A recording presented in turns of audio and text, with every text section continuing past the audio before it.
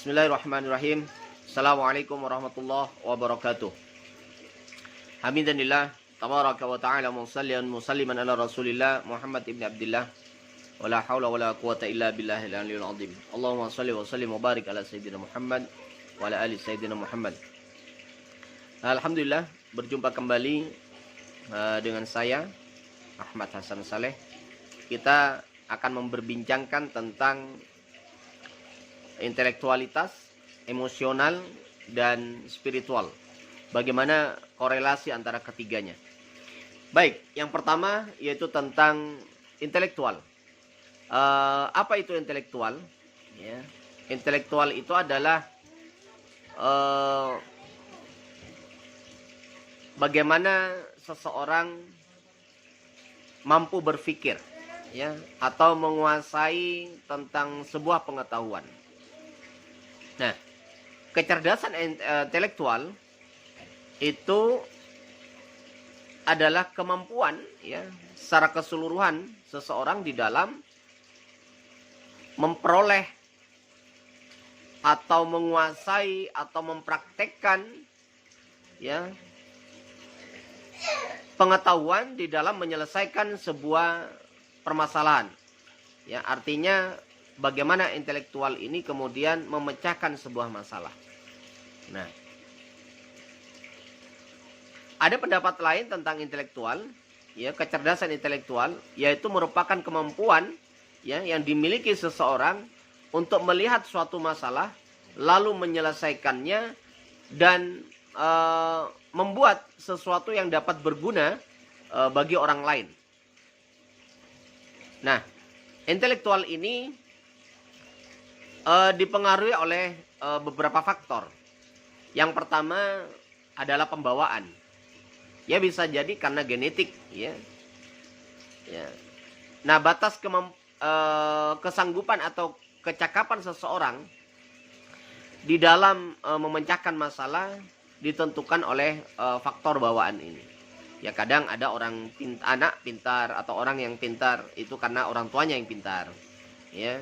Itu karena genetik atau bawaan. Ada juga faktor minat dan pembawaan yang khas. Artinya minat yaitu mengarahkan pada perbuatan suatu tujuan dan merupakan dorongan, ya, bagi seseorang, ya, untuk dapat menyelesaikan sebuah permasalahan, ya, karena dia melakukan interaksi dengan dunia luar, sehingga apa yang dia minati, ya, oleh seseorang itu dapat memberikan dorongan dia untuk berpikir lebih cerdas secara intelektual, ya. Dan yang ketiga yaitu faktor pembentukan. Artinya faktor pembentukan ini memang disengaja, ya, menyengaja bagaimana kemudian seseorang itu menjadi cerdas secara akal, ya, apakah dengan cara les, dengan cara, ya, dilatih dan segala macam, ya. Nah, ini salah satunya, ya, beberapa faktor daripada yang mempengaruhi kecerdasan intelektual. Ada juga satu lagi yaitu tentang kematangan seseorang, karena dia sering menghadapi sebuah permasalahan baik fisik maupun psikis, maka kemudian muncul kecerdasan intelektual seseorang, ya. Nah, sekarang gimana cara meningkatkan kecerdasan intelektual? Ya, ya, ada beberapa hal yang bisa dilakukan, yaitu salah satunya adalah konsumsi makanan terhadap diri kita itu sangat mempengaruhi terhadap kecerdasan intelektual, ya, termasuk istirahat yang cukup misalkan, atau ada motivasi atau optimisme yang dibangun, ya, motivasi apakah itu motivasi dari luar maupun dari dalam, yaitu berupa niat, ya. Kemudian yang lain juga cara meningkatkannya itu dengan cara berpikir positif, ya. Kemudian mengembangkan keterampilan otak. Nah, sekarang banyak alat atau cara untuk melatih daripada kecerdasan seseorang secara intelektual. Ya, atau juga bisa juga dengan membatasi waktu atau mengatur waktu yang dimiliki, ya. Ada program-program yang harus dilakukan, ya. Nah, ini juga bisa meningkatkan kecerdasan intelektual seseorang, ya. Nah, ciri-ciri seseorang itu cerdas secara intelektual, yang pertama salah satunya adalah memiliki keinginan yang sangat kuat, ya. Memiliki keinginan yang sangat kuat. Dia mampu berpikir kritis terhadap segala sesuatu, ya. Apa yang dilihat dia kritisi, ya. Nah, tetapi kritisnya itu tidak sembarangan, penuh dengan keteraturan dan bahkan sistematis. Memiliki rasa percaya diri yang tinggi. Nah, ini salah satu kecerdasan intelektual seseorang. Atau juga mudah tersenyum, ya. Merasa paling tahu, ini salah satu cirinya, ya. Apakah itu terlepas daripada negatif atau tidak, ya. Cepat merasa bosan atau ingin mencoba sesuatu yang baru, maka itu menunjukkan pula kecerdasan intelektual seseorang, ya. Bahkan ada orang juga merasa kesulitan tidur, ya, karena saking tingginya cara berpikir dia, ya, sehingga mempengaruhi terhadap ketidaknyamanan dia di dalam tidurnya, ya, kepikiran terus dan segala macam. Nah, ini salah satu ciri, ya, salah satu ciri, ya. Atau menggunakan bahasa yang sistematis, terus bahasa-bahasa yang ilmiah, ya. Atau juga bisa, ya, aneh atau kaku dalam bergaul, itu juga salah satunya, ya. Karena saking sakleknya, apa ya istilahnya, ya, perfect, ya, perfect di dalam pergaulan misalkan. Nah, ini salah satu ciri, ya, orang-orang yang cerdas secara intelektual. Nah, kemudian bagaimana? Apakah baik orang cerdas secara intelektual? Baik-baik saja. Tetapi kemudian kalau hanya cerdas dari sisi intelektual, itu kemudian menjadi tidak baik. Karena komponen di dalam diri manusia itu ada kecerdasan intelektual, ada kecerdasan emosional, ada kecerdasan spiritual. Nah, sekarang bagaimana dengan kecerdasan emosional seseorang? Ya, kecerdasan emosional itu adalah kecerdasan yang dimiliki seseorang di dalam mengelola rasa, ya, keadaan mental, ya, dan dalam mengelola perasaan atau nafsu. Nah, ini kecerdasan emosional, ya.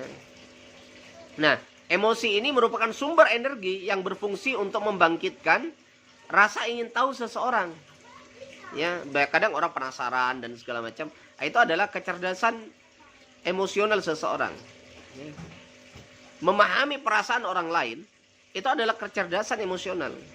Empati terhadap orang lain, ya, simpati dan segala macam. Nah, adapun komponen yang dimiliki di dalam kecerdasan emosional itu adalah kesadaran diri, ya. Bagaimana kemampuan seseorang memahami dirinya sendiri, ya, terhadap kelebihan dan kekurangan dirinya.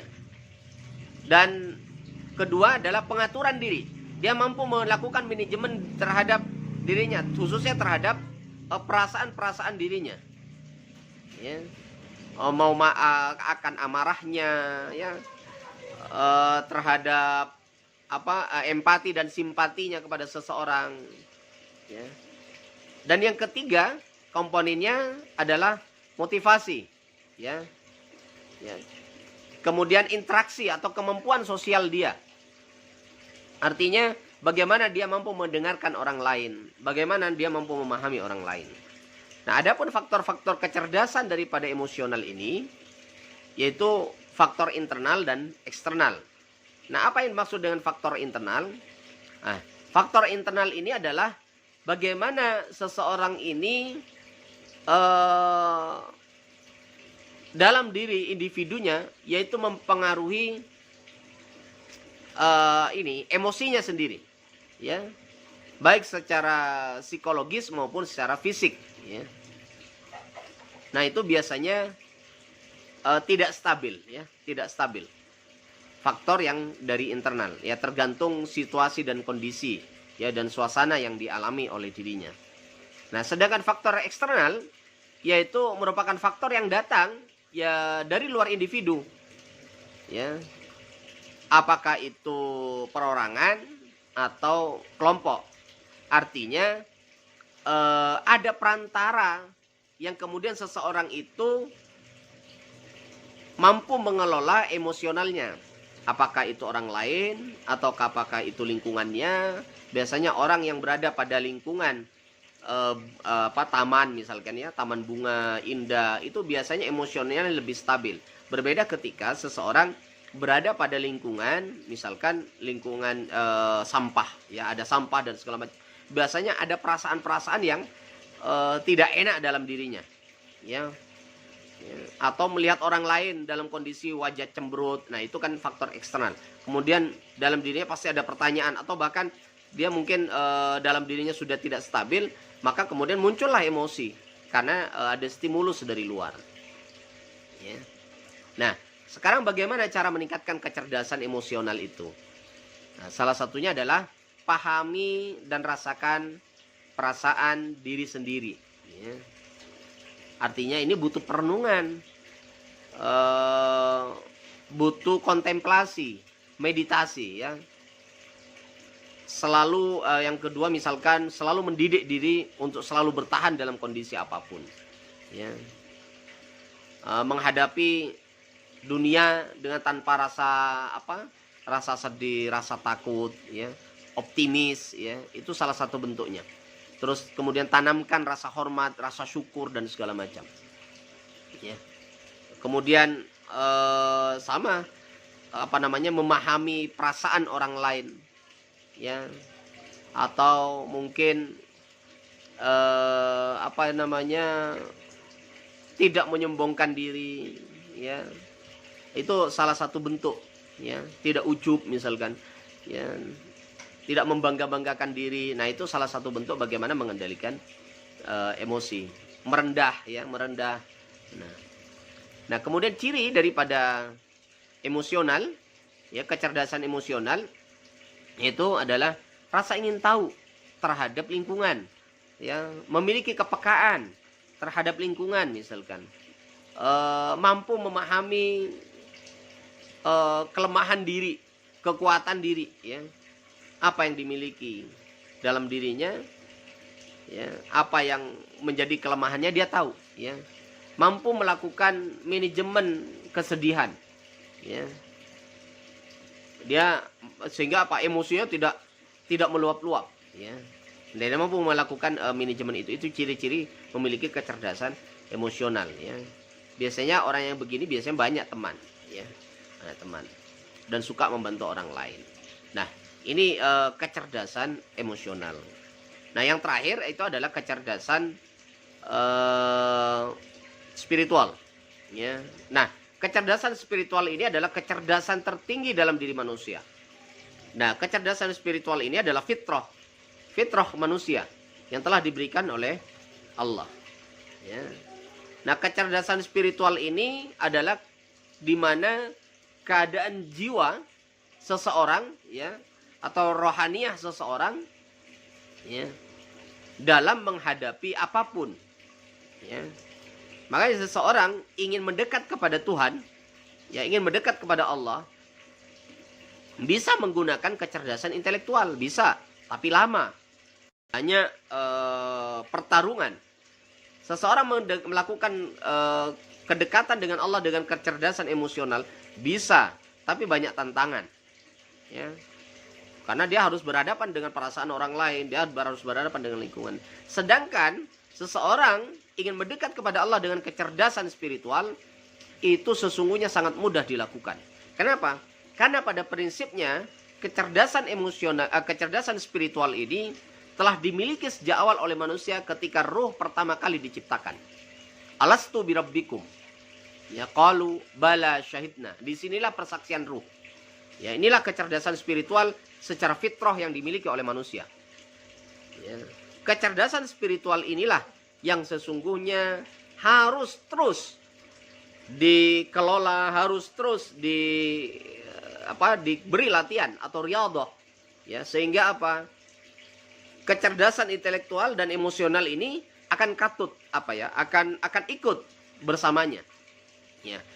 Namun kalau seseorang hanya kecerdasan spiritualnya ditingkatkan, ya, tanpa mempedulikan kecerdasan yang lain, maka itu juga tidak baik. Walaupun kemudian kecerdasan intelektual dan emosional ini memang akan ikut, tetapi tidak sebesar ketika melakukan integrasi terhadap dua kecerdasan tersebut.